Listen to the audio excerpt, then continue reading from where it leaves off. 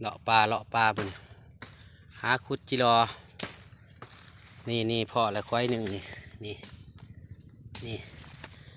เอาทำการคุดบัดจิรอไปคุดทำการควายนี่เดี๋ยวตั้งกล่องก่อน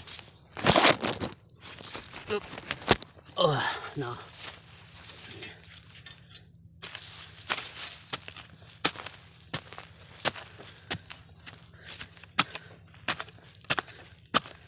บ้างควายกะมี2 ตัวพี่น้อง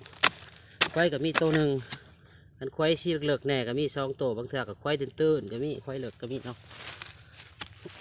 อีกตาม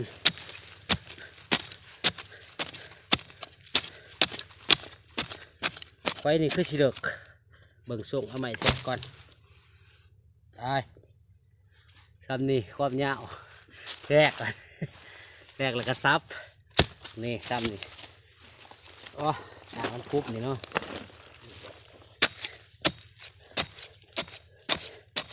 จิรอธรรมศาสตร์มอสิหอดแล้วพี่น้อง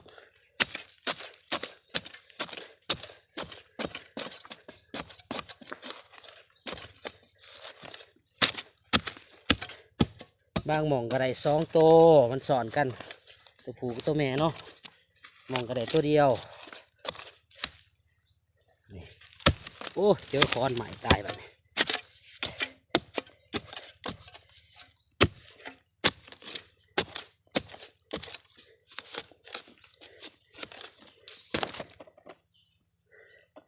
เซ็ตบัดมาเกี่ยวกระทั่งเนาะเอาอยากน้อยๆหนึ่งมันมีคอนใหม่แท้นี่ตัวนี้คือซีเมนต์2 ตัวเด้อเนาะตามเบิงอาจมีหลุด2 ตัวมาจัก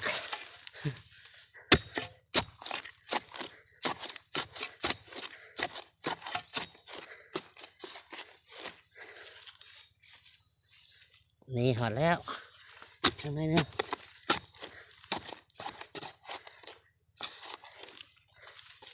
ตายสมาชิเลิกแท้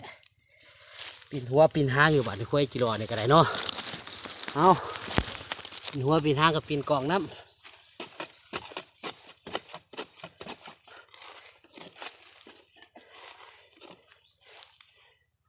หอดแล้วจีมาก่อน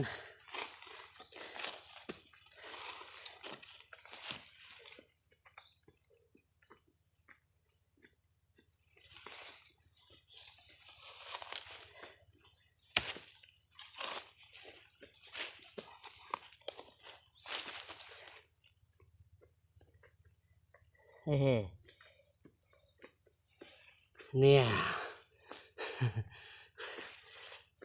2 ตัวหรือตัวเดียวจุกไว้ก่อนโอ้2 ตัวมาจากเบิ้งใส่กระปุกนะมาอีกก้อนจักบาท2 ตัวไว้เลยผมพูดดันใส่ทุกบาทฐานนับ